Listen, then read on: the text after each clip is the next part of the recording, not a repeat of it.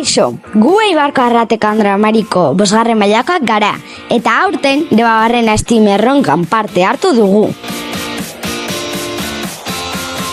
Proiektua ekoizpen eta kontsumo arduratsuaren inguruan esan behar denez, gure ideia erabiltzen ez den edo apurtuta dagoen arropa konpondu eta tontza da. Ondoren, arroparen donazioa egin dugu bigarren bizitza bat emateko.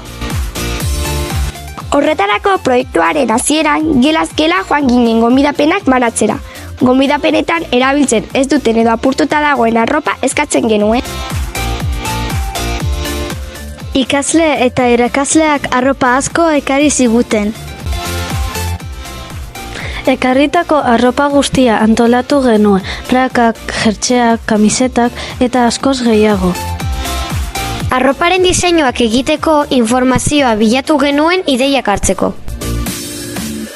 Eta ondoren gure diseinuak egin genituen. Arroparekin eksperimentuak egiteko ondorengo materiala erabili dugu. Josteko aria eta orratzak. Koloretako esprai bereziak eta arropa margotzeko errotulkiak. Eskularroa, lejia, bi, pote eta pintxelak.